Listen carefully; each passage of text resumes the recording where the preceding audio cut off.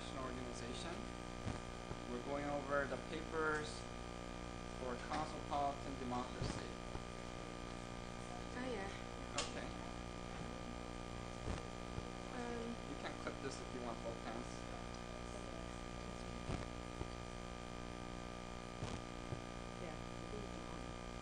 Okay.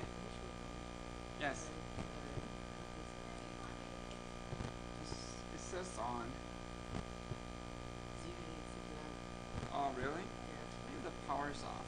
Then use this. Okay. Go ahead and start talking. Yeah. Okay.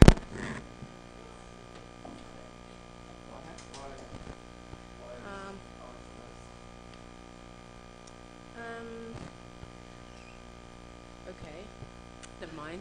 Okay, so basically, I took a statement, and there was a statement in the reading, and it said opponents of cosmopolitan democracy are probably more numerous than supporters, and then it named a couple of people, and then many others have declared more or less politely that the idea of applying the concept of democracy beyond the state is premature, naive, and simply wrong and dangerous. So then basically in my essay I spoke about why democracy is so appealing, but then on the other hand why what the challenges are for democracy, and then why I don't believe that that's feasible on a global level, like on a global scale. And then basically what I talked about was that that democracy is like on the uprise kind of, and it's not just like that is spreading basically, and that you can see that like for instance that it brought a lot of benefits. Like for instance in South America there was like apartheid went away without like a big war or anything like this, and you saw like the uprisings in Egypt and Tunisia and Libya and so on. And then I said that basically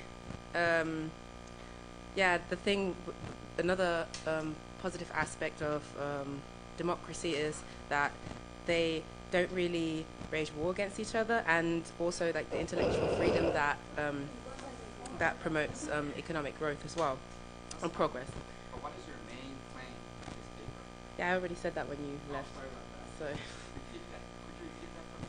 yes, okay. My main claim is that democracy has a lot of benefits, but that it also has downsides, and that it won't work, in my opinion, on a global scale because of those downsides. That's my claim. Okay, that's fine. And then did you read the comments that I sent you? No, I didn't. Okay. Sorry. Read my emails. Yeah. I worked so hard reading and commenting. What did you say? Okay. I'm telling you now. Who read when I review and send you guys comments? Who read my comments? Oh, well, I just didn't have a chance yet. Yay! Okay, I just wanted to make sure some people read. I didn't want to be so like. No, sit next to me, right? Thank you for reading. I feel validated. Okay, now. Okay, Sean. When I read your paper, I saw two main comments. Yes. Wait, let me make sure this is on. Testing. Does this work? Testing? Okay, all right. The first claim is that democracies are too slow to react. Okay? All right. Sean, pay attention. So your first claim is that democracies are too slow to react, right? Such as against migration. You said they're even more unlikely to react appropriately. Sit down, pay attention. And then your second claim was that democracies have different values and cultures, and so a union is not possible among different cultures, or it'd be very difficult. Okay? And then my constructive criticism was that, again, your claim needs more specific examples. So yes, democracies such as Germany may be slower, but my question is, are non-democracies faster? Because you're saying that, you saying? So then I could like, for instance, say like, okay, if you have like a monarchy, for instance, it makes a decision, and then it's just easy implemented. Like it's one person's long goal vision. Right. So, but give me a specific example. Oh, not one Right. person, but like. Because, yeah. for example, because all countries are becoming more diverse, more pluralistic, they're attracting more migrants, right? Yeah. Are are like absolutist governments or dictators or monarchies, are they able to adapt faster to change and diversity than our democracies? And so if you can find an autocracy that is able to adapt better to diversity and social change, then there would be a good example. Okay? Right. Can you think of an example like that? Okay, sure. Can anyone think of examples where like maybe like non-democracies are better adapting to diversity, social change than democracies?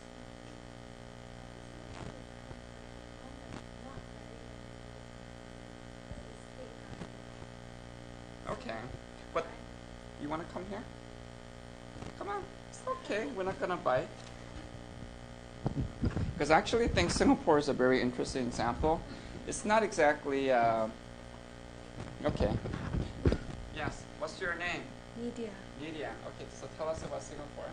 Also, Singapore is basically a melting pot whereby people of different races stay together, and Singapore has been welcoming a lot of international, not only tourists but migrants to come and work there. And for Singapore, I think it is better adapting to Like diversity. diversity because I think basically Singapore has 4 different ethnic groups, races, like Chinese, Muslims, Indians, and I think Westerners. So they have been living there for a while right now, and there hasn't been any big conflict. Okay, but in Singapore they do have democratic elections, right? For election, yes, but basically they don't follow the free market system, and it's still state guided, I think. Okay, so you can say Singapore is an example of a kind of democratic authoritarian system. So you do have democratic elections, but it's like one party dominant, and they provide a lot of guidance. So the government provides a lot of guidance to maybe the free markets. It almost reminds me of like Japan during the 50s to the 80s when Japan was dominated by a one-party government. Okay. What about, for instance, Rome? What? What about Rome, for instance? Because Like in the old days? in the old days, because if you think of Rome, you think of Christianity, but actually they conquered so many people, and they allowed them to keep their religion in a certain time period. I have to research that Sure. again when it was exactly, but I remember reading that. Okay, well that's a historical example. One interesting thing is that economists have actually studied this issue in terms of economic growth, in terms of our democracies or non-democracies, which form of government leads to faster economic growth. Okay, and the interesting thing is that who grows faster, democracies or non-democracies? Initially non-democracy because the state is able to control everything first, but later as they change to state-guided or non-democratic system, I think they will grow faster that way. Maybe in the long run, but in the long run. in the short run, they found out that in the short run, the fastest growing and the slowest growing were both like non-democracies. So democracies are kind of in the middle. So they either grow really fast or they're terrible. Okay. I think a good example might be say like China, right? China, like during the 90s, they grew pretty fast, but during the 50s and 60s, they're really messed up. And so the reason why like non-democracies are not only the best but also the worst is they don't get any they're not really accountable to the public. So they can do these crazy things like the Great Leap Forward, and there's no elections to check them. Okay, or what's happening to North Korea now? I think Singapore, even though it is like authoritarian, they do have regular elections. So I think it does provide a measure of accountability. So partial democracy. Right. Well, they would consider themselves a full democracy that had with a very activist government, such as what Japan had during like the 70s and 80s. But then I think even the Singaporean government would say that the government cannot do everything. So Singapore is actually ranked #1 in terms of private sector business, in terms of the ease of doing business. So in terms of like regulations and all those other things, there's less regulations, burdensome regulations in Singapore than any other country, according to like the World Economic Forum. Okay. So I think that's an interesting topic for debate. But that's a minor claim. Your major claim, you can sit down. Thank you, Nydia. Okay. Your major claim is that democracies have, all societies, right, have different values and cultures. And it's very difficult to form a union among different cultures. Okay? I think that was your main claim. Okay?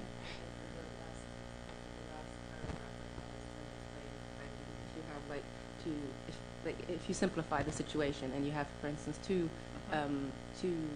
countries or democracies or whatever, and they're trying to form like a greater democracy, whatever, and then you have one, and that one is kind of seeing its own values in relativity, and then you have another one that's seeing its values as absolute. That's when relativist versus absolute. Yes, Yeah, exactly. right. Then the relativist one will always lose. So I don't know. It doesn't really work. Well, again, that's why I think it's very important to give me like a concrete example, because your paper is too abstract, right? Relativist versus absolutist. Okay? I think a better example would be to discuss like concrete countries, which are more traditional versus more liberal. Okay? So, for example, look at the European Union. What countries in the European Union are pretty liberal, and what are more conservative? Holland is pretty liberal. Poland is pretty liberal. Holland. Oh, Holland. Okay. So we can Poland is the opposite. Okay. Where's Emily from Poland? She what? She ran away? What did she run away? Okay, anyway, shoot, this was our moment. Because we have a bunch of, Holland people, right? So anyway, so the point is that so that's why it's important to look at specific countries and examples, right? So right now the European Union includes both very liberal countries like Holland, very conservative countries such as Poland, okay? And according to the claim, those two, it's hard to form a union between those, the very different cultures, right? Mm-hmm. So does that mean we should, break up the European Union, kick out Poland? Mm-hmm. No? No. Then how can you form this union? Well, but it's not like a real. That's not what they were talking about in the readings. The European Union is not what they were talking about. Did they mention the European unions in the readings? Yes, they very much did so, because the reading was talking about the different pathways to cosmopolitan democracy, yeah, right? but like what I picked out, like I picked a specific quote out of the readings. Okay. And that I just didn't. Like, what specific quote? Like there were people that think that the concept of democracy beyond the state is premature, naive, or simply wrong and dangerous. And I kind of expanded that further. And I didn't mean, maybe I have to specify that, because I didn't mean in terms of like the European Union. I meant like the world or. Right, but he says like there are different. That's why he talked about the pathway. He's not. Archibald and Hell, they're not expecting a world democracy like tomorrow, right? But they're saying there are these different pathways, and the European Union is probably the best example we have right now in terms of, people, like in terms of things like the European Parliament, the idea that we believe in like equal laws, equal treatment, right? And so the idea is that like people from Poland can go to Holland and they have the equal right to work as native citizens, okay? And so the question is, can we use like, is a project like the European Union viable? Yeah, but now you just compare but still in the European Union, this is still the values are, even though Poland is less liberal than Holland, it's still not the same as if you take Holland and take Libya. Okay. That's what I mean. Like they're still too close. The values are still too close, in my opinion. In what way? They're both Christian. Okay. Like there's like even, I don't know, the difference between if one would see things in an absolute way and another, and then if Holland would see one thing in an absolute way and Poland would see one thing in an absolute way, compared to if Libya sees things in an absolute way, that's just a complete different story. Like that's my point. Like, you can find a middle ground somewhere, but you can't find a middle ground for the other one. There's no middle ground. Well, again, that's why I think it's very important to get concrete examples, right? Because if you just say relativist versus absolutist, people might ask, what about Holland, Poland? Okay? That's why you have to kind of revise and say, well, maybe it's like Christian versus non-Christian. Okay? then maybe it's very difficult for Christians and non-Christians to form any like union together. Okay? But then the counter argument to that might be like, what about all these like, for example, U.S. and Iraq, they think that we can work together. The U.S. Americans think we can go in, and same thing with Afghanistan, right? They think we can go in and form this like military agreement, economic trade. It doesn't necessarily mean it's like a total of democracy, but the idea is that we can work together and make Iraq, make Afghanistan more liberal democratic. Do you think? And then there is a precedent for this, like Japan. Japan is very different culturally, religiously from the United States. But then, America said we wanted to remake Japan in a liberal democratic way, and they worked hard at it. Okay? So they worked hard at Japan, Korea. It didn't really work out in Vietnam yet. In Vietnam, not so much. Okay? Korea was kind of a middle case until the late 1980s. Okay? But they really worked hard because the idea is that can we really export, liberal democracy beyond one state? Do you understand? And if we can do so, then that means that Japan and the United States can work together and maybe like and treat each other's citizens equally. Anyway, so the point is that if you're gonna go against like cosmopolitan democracy, give me a very specific claim.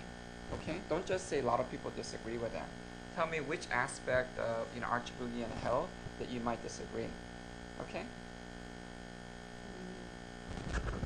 So the bottom line is that if you're going to say that, just give me examples for your claim that different cultures cannot form any like union together. Okay?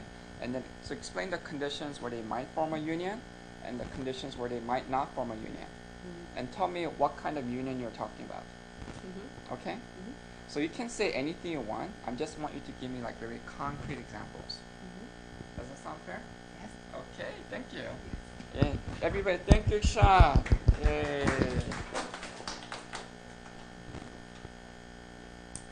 I don't know, because when I'm in the United States, I hear these arguments all the time, like, oh, those countries are different, we shouldn't have anything to do with them. I hear this a lot now with West Africa because of the whole Ebola thing. And so you have a bunch of politicians who say we should what? We should cut off all. Anyone hear about that? Yeah. Well, you hear this a lot in Korea too, right? We should cut off all communications, with those West African countries. Cut off all air traffic with those African countries because they're just a danger to us. So we should treat those countries differently from everybody else. Do you understand? Anyway, but if you believe in liberal, democratic, cosmopolitan principles, then we should, you want to give equal access to anybody in the world to come to your country. You shouldn't treat one country differently from another country. Do you understand?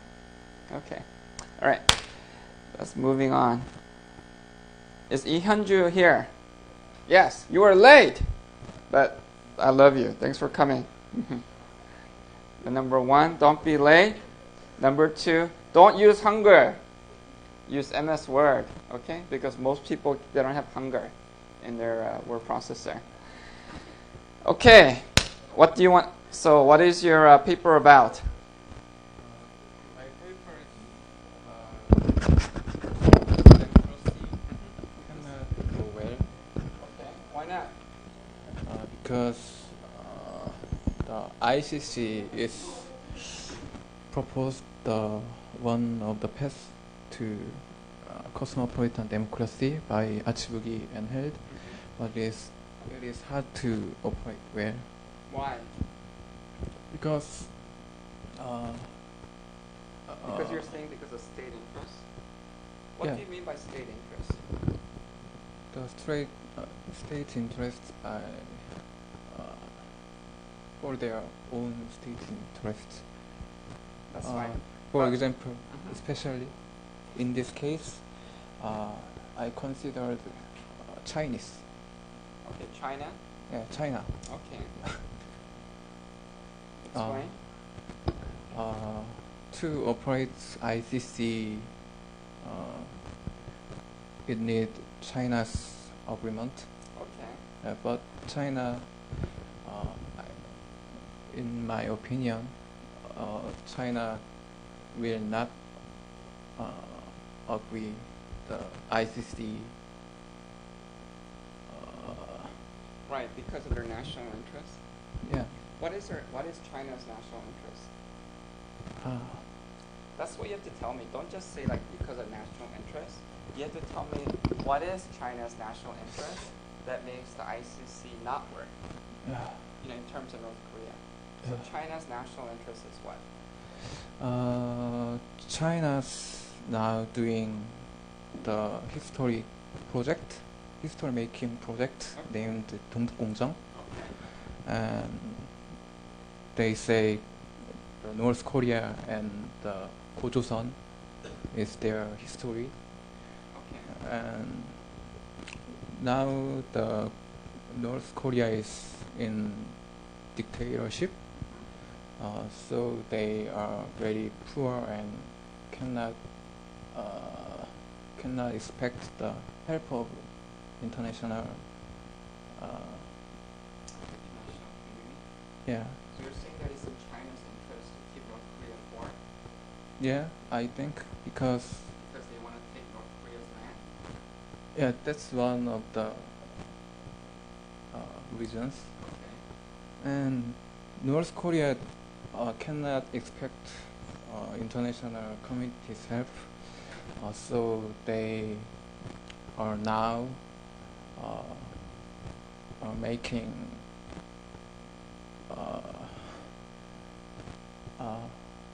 making relation with China to sell their resources, and That's fine. And that's something that you need to explain in the paper. You see? yeah, Because, but yeah. because you know the original draft by Mr. Lee said that ICC went out with respect to North Korea because because states act in their national interest. And my example is China. China's national interest is to take more and more territory, and to take over more territory, they need North Korea to be weak. Okay, so then it would be a more interesting paper. You actually have an evidence, an example. Okay, you explain why. You're giving me supporting arguments and examples. Okay, now an even better paper would what? Consider. An even better paper might consider what? Argument. Supporting? No, counter argument. Counter-argument. Okay, counter argument. But counter argument is that, well, because what he said about states, they always want more land, more power. That's kind of like what kind of theory is that? Realism? Yeah, it's kind of like realism, right? The states always want more, more power, more power. Okay. But then we have alternative theories, which says that states' interests might change. What theory is that? Liberalism? Liberalism, but especially constructivism. That states can construct their identity, construct what they perceive as their national interests, right? And a good example in Asia might be like Japan. Okay, so Japan's national interest in World War II was to what? To become this great. Well, Japan is doing what China. Well, Japan used to do what China is doing now, right? They wanted more power, more land, right? And now, how about Japan today? Are they like invading other countries? No, right? Now, no. Right. Because Japan's national interest has changed, right? So what is Japan's national interest? To promote what? Their economy? Economy, and also to promote a global, liberal, democratic order. It is part of the, it's part of the West.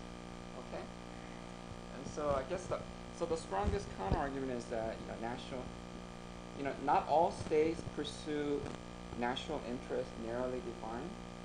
Some states, especially leading states in the West and Japan, pursue national interests that is more, broadly defined. Okay. Oh. And so maybe you can state that, at least for the North Korean case, some countries are pursuing like liberal democracy, broad interests, other countries are pursuing more narrow interests. But I think the ICC, Right. in ICC, they need agree. Oh, I So- understand. Yeah. But my only point is that national interest can change. So my recommendation. So do you understand the counter argument? Okay. Yeah. So I'm saying that, it's, everything you said is true. Okay. China's national interest means, suggests that maybe they need to keep North Korea poor. Okay, as a dictator. And then that's all fine. But my only point is that that state's conception of national interest can change. So if China ever became more like liberal democratic like Japan, then they would treat North Korea differently. Yes. Do you think that's right? Yeah, if that's true. If China became liberal democratic? So I guess my question to you is, do you think liberal democracies have different national interests than non-democracies? Or do you think they all have the same narrow interests? I think liberal democracy or not liberal democracy is not so very important point. Okay. So you think that democracies and also non-democracies, they both have the same narrow interests? Yes, sometimes. Okay, sometimes. Okay, that's fine. Anyway, so again, tell me what, if you want to revise this and make it stronger, tell me what China's national interest is, right? And then explain to me why their national interests will not change, even in the future. Okay. Okay? Even Okay. if they change governments. Okay. All right. Thank you very much. Okay. All right. Good job. Okay. We got one more paper. Japri, come on up. Her email didn't work, so she will present orally. Okay. And then afterwards, we're gonna discuss the midterm a little bit, and then we're gonna break up into team meetings. Okay. And then, is anybody planning to present on Tuesday? Okay. All right. Japri, come up here. Okay. Come on. Okay, that's fine. Basically, I talked about the whole cosmopolitan democracy bit, but the article goes on to say that it's pro-democracy, that it's good, it will work and whatever. And I think if it did work, then it would work properly. It's a good thing, but I don't think it's realistic. I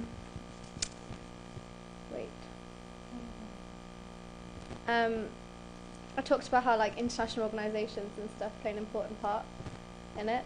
And the quote that I kind of based it on was the one by Chonan.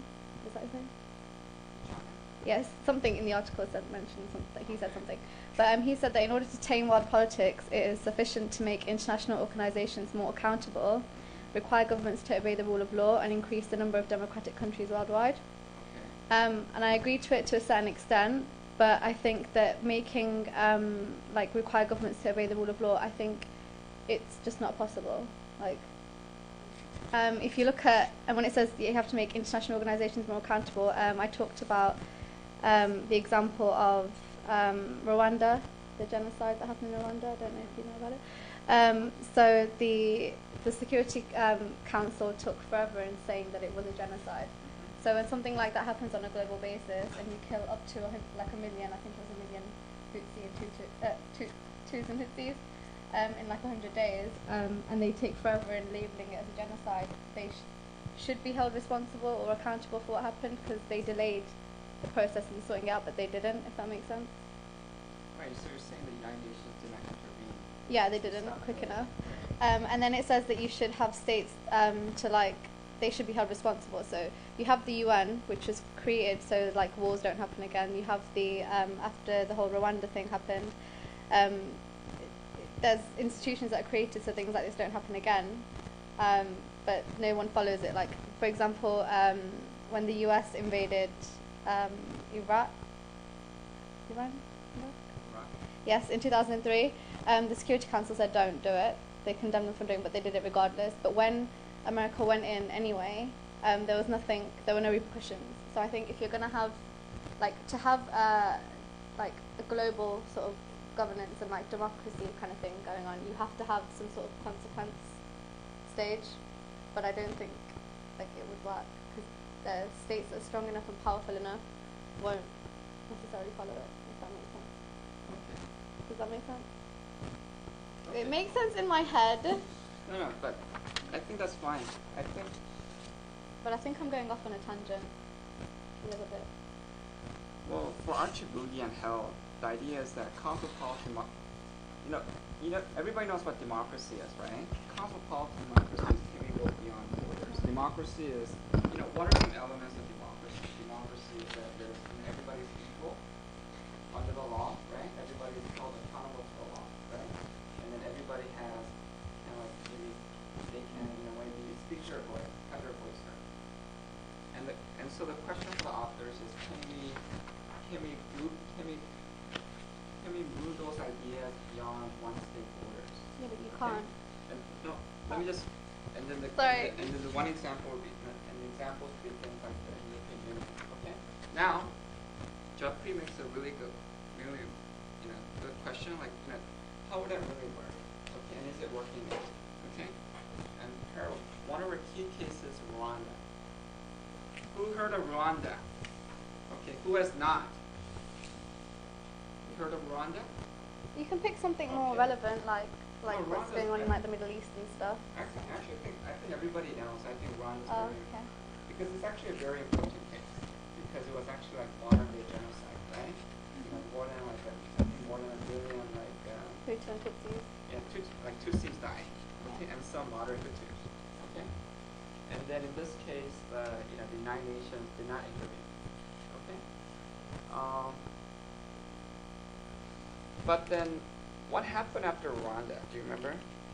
The ICC was made, but they can hold you accountable, but maybe for that state. But like if you're saying that all states should have like equality and they should be like have the same say and they should all like if they do something wrong they should be held accountable for it.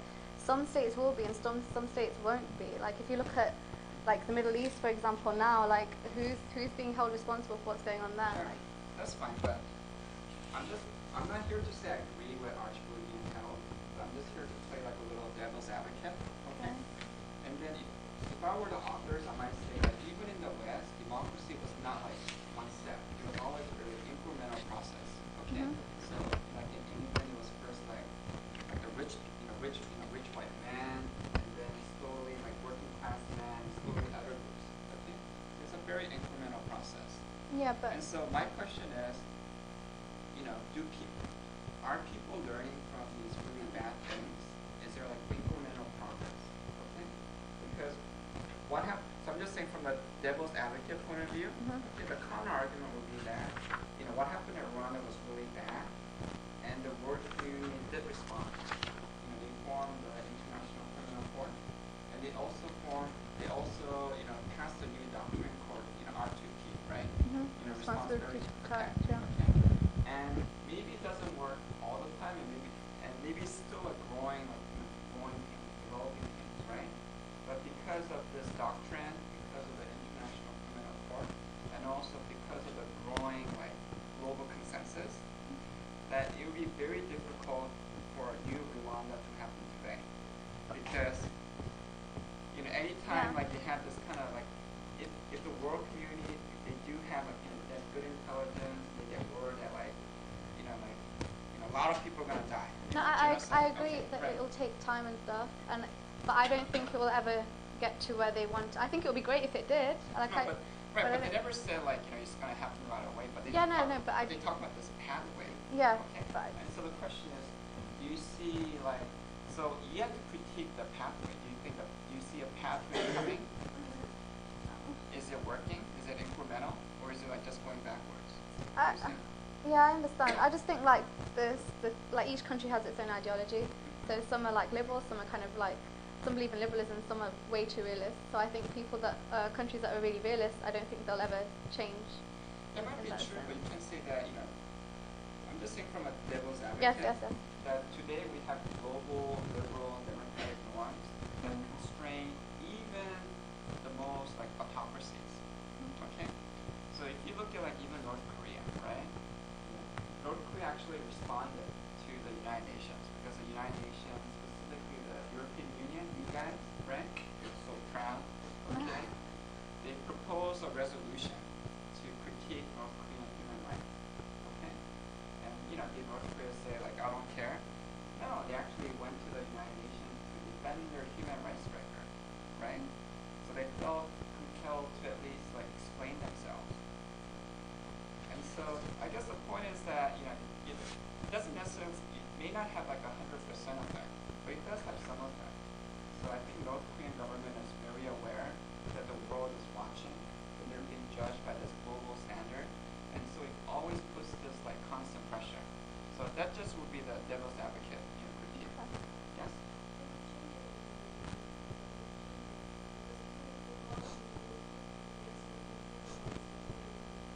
Okay, so that's a counter argument, right? So yes, right, and that's fine. That's why it's good to talk about a concrete case. And then Emily's saying yes, the government is responding, they're defending themselves, but does it change any fact on the ground in North Korea? Okay. You would have to talk to North Korean experts. So that's one of the reasons we're inviting the guest speakers, the NGOs from North Korea. But from what I read, I think it does make an impact because so it seems like the government is a little bit more careful now. And number two, the North Korean government has introduced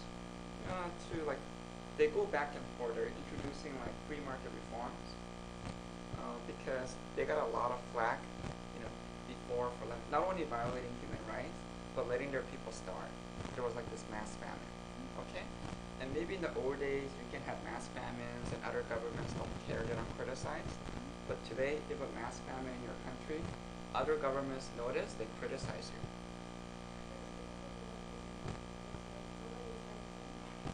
There's actually some people, there's actually a lot of like Christian ministries, a lot of Christian NGOs that are allowed in because the North Korean government, I'm just saying that I think the North Korean case is a very extreme example of this really like isolated dictatorial government. And I'm saying that even in this really extreme example, you're seeing the government responding to outside pressure. So they're letting in like these Christian ministries. They had this like one Wego, foreign school, which is run by Western Christian teachers. It's like it's Pyongan Wego. Has anyone heard of it? Yeah, you heard of it, right? It's Pyongan School, Pyongan Wegu Go등akyo, okay? And it's run by, people from the United States, Britain, and some saying that, yes, you're not, you want, you don't see as much progress as you would want, but then you do see some things, okay? So I guess for me, the more interesting question is, it's not like, is Archibald held right or wrong? But what are the conditions where this pathway to cosmopolitan democracy works? Okay? And what are the conditions where it does not? This is actually an interesting debate among many Christians, right? Because there's some Christians who say, if you want to change North Korea and make it better, liberalize, then we need to send a lot of balloons up in the air. Okay? Some Christians say that. And he says, no, that's a bad idea, right? But then other Christians say, no, we have to be more like practical and work with the government, and and instead of like, just tossing a lot of balloons saying Kim Jong-un's bad, maybe we can actually work with the government to go on the ground and make the people's lives better. Okay, and so so there's actually a debate among Christians here in South Korea how to actually better engage North Korea. Okay, but. Good examples. Thank you. Yay! Okay. So those are the kind of essays I like, where you're actually interacting, talking about real cases like Rwanda, North Korea. How much of an impact are these so-called global cosmopolitan norms having? Okay. Now, before we move on, what time is it? Okay. I sent everybody the midterm sample, right? Okay, so again, you have to do 3 things. One, I want you to revise one of your midterms. if you revise one of your old midterms, one of your old essays, also attach, just put everything in one document. Your old essay, your new essay, your old essay, plus those other things, okay? So I want to see how much you change your old essay versus your new essay. What? Oh, the other things are like your evaluation. Oh, so the other things are like one, okay, so there's 3 parts, right? One is your essay, give me your new and give me a revised essay and your old essay. And then part 2, summary. Summarize 3 things, summarize what you learned from 3 students. And then part 3, evaluation. Evaluate yourself, your team members, and the class. Okay? Yes?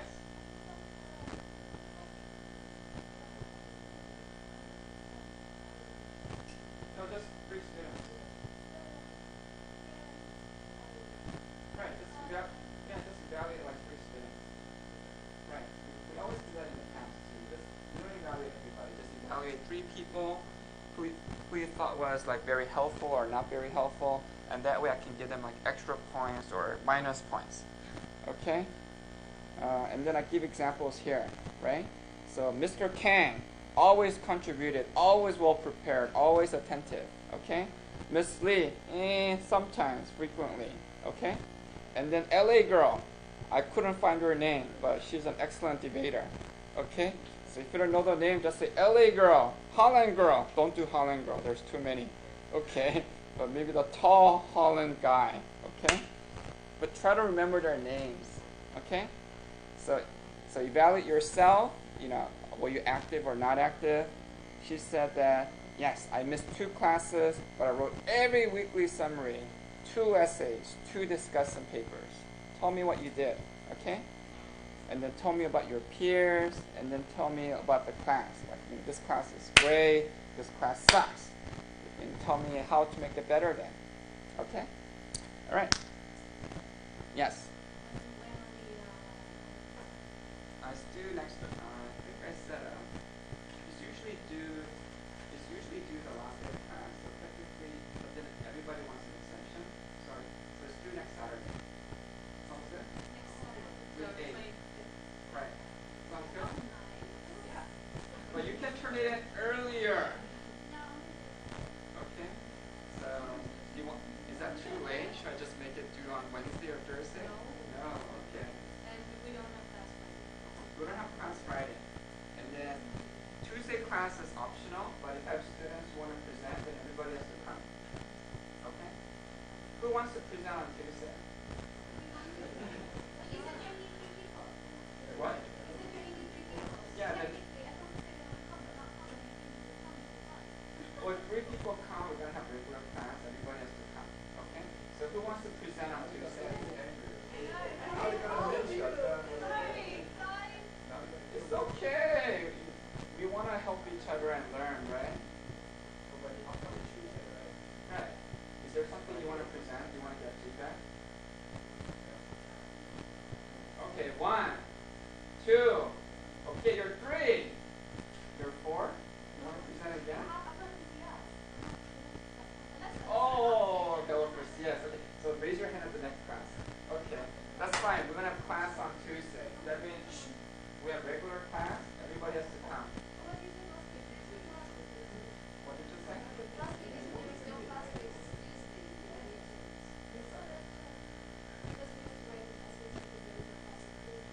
I must have meant Friday. I said Tuesday.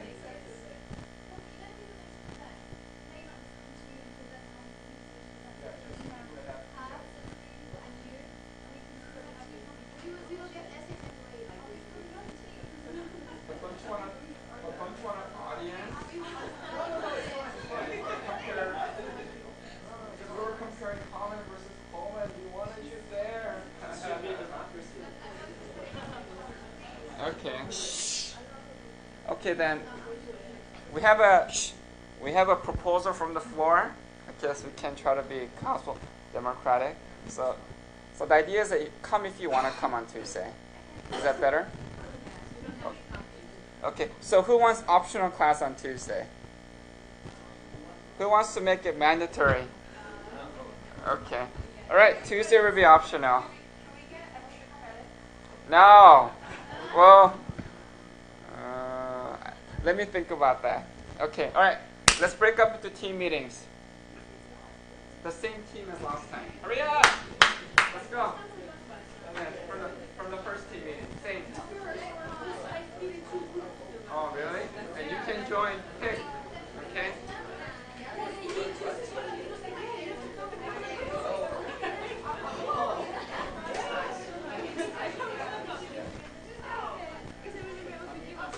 Okay, I'll be back in a minute. I need to look for my PA.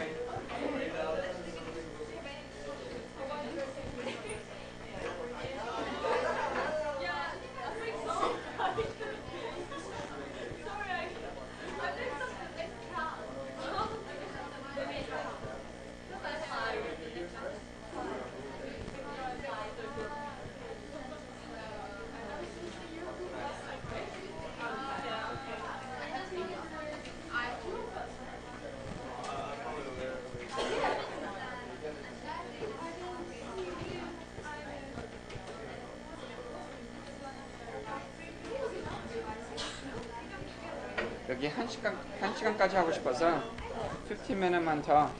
I want you to read this. Okay. 네, for 15 more minutes. Thank you. Okay. There you go. Right, and then, okay. So internet class. Our TA is gonna read our cosmopolitan democracy. Thank you. Okay, 재밌게 읽으세요. Okay. Oh, you have.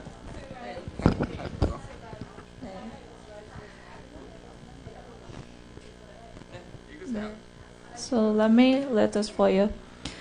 When at the end of the Cold War and at the beginning of the new wave of the democratization, we suggest the idea of a cosmopolitan democracy. We were aware that we were pouring old wine into new bottles.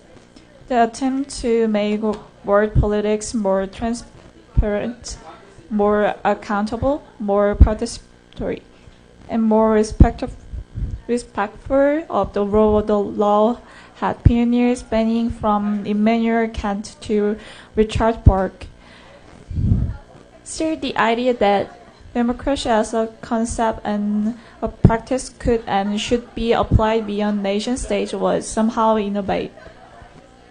If we read the international relationship textbook prior to 1989, we may be surprised to note that many of them do not even contain the word democracy.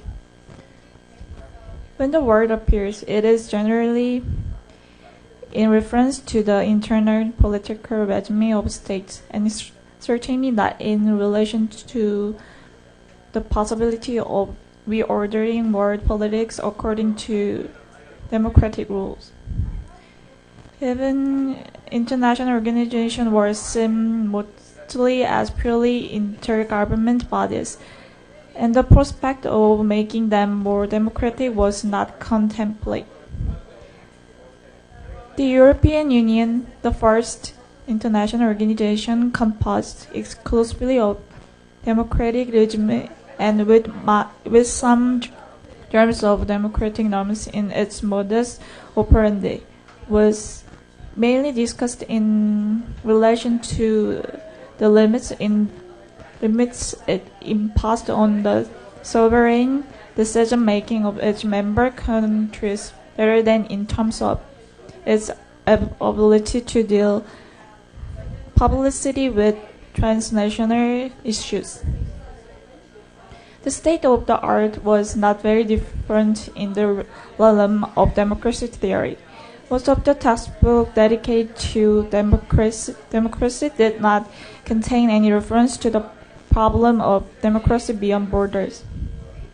Many of these textbooks addressed in detail how decision-making within town halls, countries, and central governments could foster or hamper democracy. But democratic theory ended at state borders. It had nothing yet to say beyond this level of analysis. This was also driven by historical conditions dominated by the Cold War, which made it impracticable to try to make the international system more democratic. Since the fall of the Berlin Wall, scholars and policymakers have begun to rethink democracy in the face of global changes, and as a consequence, the state of democratic theory today is substantially different. International relations and democratic theory both take for granted that democracy beyond border is an issue to be discussed. Most of the recent international relationship handbooks devote at least a chapter to the question of democracy within international organizations and of the impact of globalization on national democracies. The same applies to handbooks on democracy, which often devote the last chapter to the challenge of expanding democratic values to the international system. Of course, not everybody is convinced that cosmopolitan democracy is needed or desirable. We define cosmopolitan democracy as an attempt to generate democratic governance at a variety of levels, including the global levels. This entire providing citizens with the opportunity to participate in world politics prior to and independently from the governments of their own state. Our own understanding of cosmopolitan democracy is that such a transformation of global politics could also generate progressive alternations in domestic policies. In particular, we assume that if global politics becomes more accountable and representative, this may also have an important effect on domestic politics, allowing each political community to further consolidate their own political institutions.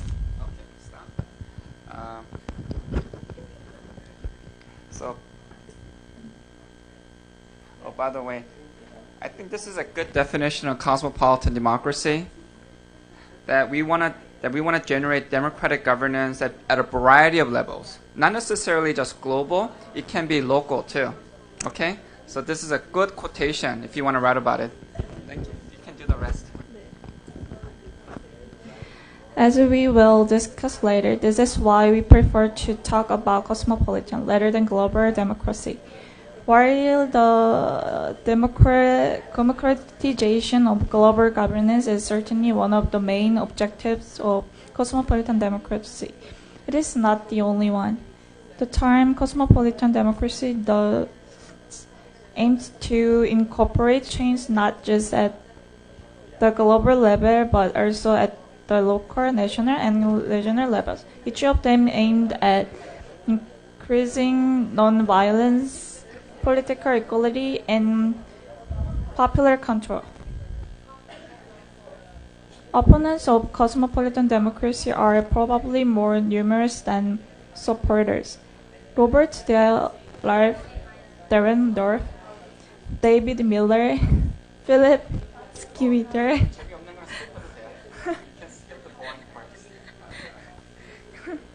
어디로 갈까요? 이거 할까요? The aim? Start with the aims of the. 네. The aims of the. The aims of the cosmopolitan democracy project have never been limited to academic discourse. On the contrary, the ambition was also to provide the intellectual arguments to achieve elements of transformation in the real world. That's fine. It should be recognized that while the academic discourse has been unexpectedly successful, the efforts to obtain a democratic transformation of world politics have achieved very modest results so far. In fact, most of the proposals put on the table over the last 2 decades have not been implemented. A fact that is not entirely surprising given how long it takes to change and reshape institutions. A change in the rhetoric, at least, is perceivable. Since the beginning of the 1990s, leading officials of international organizations have explicitly endorsed the idea of further democratizing world politics, and statesmen are less likely to justify their actions on the ground of national interest only. As a consequence, international organizations are now needed to be accountable not only to diplomatic circles but also to public opinion at large. It is difficult to foresee if such openness to public opinion can lead to substantial transformation or merely superficial change, but it is possible to identify some long-term trends that make a progressive shift toward more democratic global governance possible. The number of actors that must be considered in the process of decision-making has also considerably increased, showing that pluralism in international relationships has steadily grown. There is also a significant change in accountability practices, or what John Linz called monetary democracy. With a significant portion of the assessment of democratic regime now carried out outside the political community. International organizations such as UN Human Rights Council and the Council of Europe, independent non-governmental organizations such as Amnesty International and Freedom House, and transnational associations such as trade unions and business organizations regularly monitor the transparency, corruption level, and human rights regimes of individual countries. Thanks to this development, world politics has become more accountable, more transparent, more representative, and more respectful of human rights. In our view, these various developments suggest that more far-reaching transformation of power politics are possible in the direction of what we had labeled cosmopolitan democracy. In this paper, we address an issue that has not yet been satisfactorily discussed in our previous work. Who are the agents that might promote cosmopolitan democracy, while we have elsewhere illustrated the reasons that justify the need for the cosmopolitan democracy, and others have discussed its possibility. We have not yet examined at length the social, economic, and political processes that may lead some agents to support the political innovations suggested by the model. The necessity and the possibility of transformation global governance has become a core political issue. Many ideas have been debated by diplomats and activists, governmental authorities and non-governmental organizations, businessmen and scholars at the United Nations, the G8 and G20 summits, the World Economic Forum and the World Social Forum. Some suggest reforms to current international organizations, and others argue for the creation of new ones. Some stress the role of the social movement, others the need to give more space to selected groups of stakeholders, There are campaigns that insist on the crucial importance of legal institutions, while other groups suggest giving the business sector a more prominent role in managing global issues. Not all these proposals move in a direction of democratic global governance, and even less so in the direction of the cosmopolitan democracy model. But many of them include elements that incorporate key democratic values such as accountability, representativeness, transparency, and participation. We consider these proposals alongside those that are more strictly associated with the cosmopolitan democracy model and assess what contribution they can make to a new democratic conception of global politics.